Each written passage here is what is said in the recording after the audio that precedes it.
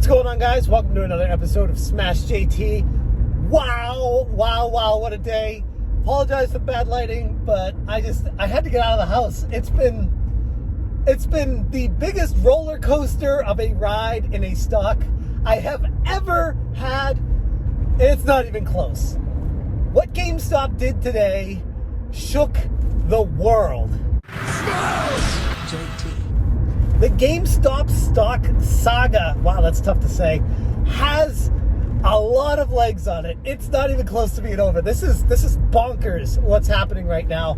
And I've had a few people hit me up. They want my response and reaction to the craziness that was today, which looks to be potentially the first day officially of the squeeze. It may be the last day. It may just be getting started. Who the hell knows? I'd be a multi-billionaire if I had that answer. What I do know is the swings that the trade had this morning were volatile, to put it nicely.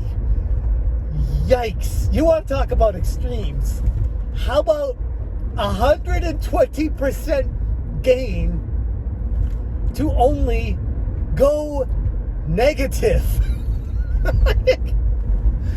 What?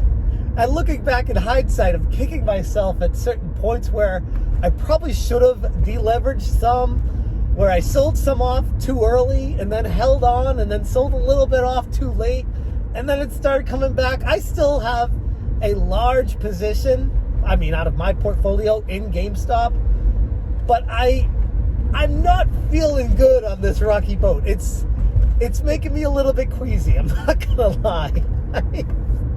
And then we had, towards the end of the day, it started to crawl back to the $70 mark.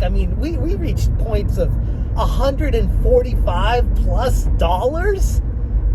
Insanity for a stock that I bought for $4. Like, less than a year ago, I think it was around that price too. But regardless, this stock has had an epic run. And it looks like it potentially could keep going, but there's a lot to try to untangle with this mess. And I don't know how much time I'm going to have to do it. I was slammed at work today. I was trying to keep up with the stocks. I was trying to keep up with everything. It's impossible. There's not enough time in the day.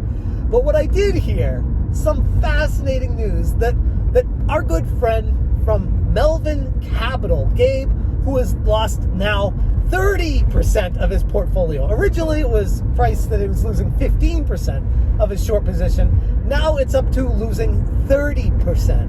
And now, because he's down so much, his buddies from Citadel are stepping in to back him with over $1 billion in backing to support his short position. This is an all-out war. And I know the media is saying, oh, it's all Reddit. This is Reddit's fault. Reddit's doing all this.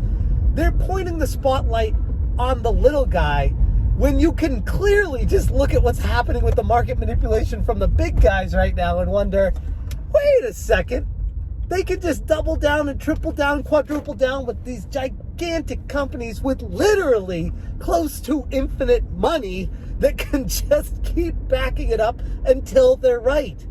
And it basically goes to prove the point that you can't win against money. No matter how good you think you are and what you're doing, big time money will just throw money. They'll throw bad money at a bad situation. And if they just want to keep doing that, they can keep throwing the bad money. And today proves that they're going to throw bad money into the situation with the hopes that Wallstreetbets, Reddit, and everybody else, all the retail investors out there, will just give up the fight. I don't think people are going to give up that easily. Initially, when I first heard that news, I was like, I don't know how strong people really are. I don't know if people have it in them to be able to withstand this storm of infinite money getting thrown at the stock to make sure it goes down. That's what they're doing. Yes, it's simplifying it, oversimplifying it, but that's what's happening. And it's crazy. The entire situation is beyond anything anyone could have imagined. And I feel like this is just getting started. We'll see what the future holds. We'll see what they have coming down the line. After hours, it's up 17%. And I mean, it's literally gambling at this point. I don't even know anymore. My bet, if you will, initially was on the fundamentals of GameStop. But even I will admit that it is way overvalued for what it is because of the short squeeze.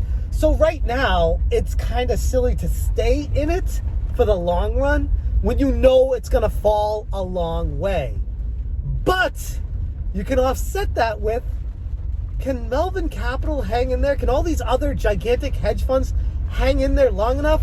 Or will this epic squeeze of historic proportions actually take place and bring this stock to the promised land of plus $300, plus $500, plus $1,420.69? Who only knows? Time will tell, but I'm enjoying the ride. I don't know how long my heart can take this for, because honestly, it's it's something no one could ever prepare for. I was talking to my buddy on the phone today. He's like, "Why didn't you sell when it got to 140?" And I was like, "Well, I was watching it, and it was like, it went from like 120 to 125 to 128 to 132 to 138 to 140 to 142 to 145 to 148. And I'm just like, my money's just racking up. And I'm just like, I was hypnotized. I was struck in awe by what was happening. And I guess a part of me deep down was like, this is it. This is the MOAS. This is what everyone was talking about. It is going to be a squeeze of epic historic proportions that no one has ever seen before, that it could get to insane price points. And I had the FOMO where I was like, I don't want to sell it now just to see it go to $600 or $800 or $1,000 and wonder, man, my life could have really changed if I just sat on it. I mean, it's kind of a problem too, because when you invest in a stock early on, a part of you gets attached to it. And they say never to fall in love with a stock, unless that stock is GameStop, apparently, for me. But it's true to an extent. I saw DFV, D-fucking value, Roaring Kitty, did not sell anything. He's still holding strong on his position, which is just, it's bonkers to me. Like, what's that with the contracts, the call options, the stock? I mean, what do you have? $20 million in unrealized gains that he didn't make today? I'd have a hard time sleeping. I would. I'm just being real. I don't know what is going to happen next. I will say, based off the price action last week, going into this week, where it reached the point of $86 and I didn't sell, and it fell all the way to 61. And I was really kicking myself. But then I held strong and felt good, had my conviction over the weekend, and here we found ourselves today on Monday, where it reached past, I believe it even got past 150 for a brief second, for a few trades. And then it fell into the negatives, down to the 60s, before climbing back to 70, and now after hours to almost $80. So if it follows the same path, theoretically, tomorrow it could go even higher. That's just a theory. I will say too, watching CNBC in the background while working, while watching the stock, while overloading everything at the most craziest, insane roller coaster ride I've ever been on in my life, and just noticing the talking heads talking so much crap about GameStop, about how it doesn't deserve to be here. The stock market's broken. There's so much manipulation. The Reddit people, so pissed off about blaming the Reddit people, blaming the individual investors. Because God forbid the little guy actually make money in this world. God forbid, that someone's able to actually beat the system. We can't let that happen. We got to bring the SEC in, potentially. We got to investigate this. We got to stop this madness, because everything that we've built our foundation upon is falling apart because of the internet, which I would argue, again, is not true. But even still, even if it was, the fact that they're pointing the finger at the internet instead of the big guys who are backing each other up with infinite money to make sure they don't lose, that's the problem. Anyways, I got my dinner here. It's probably getting cold. I got to run inside. It's been one hell of a day. If you guys are invested with the stock, I know how you feel right now. Believe me, I probably know better than most of you how I feel right now. But based off of after hours trading, there is hope.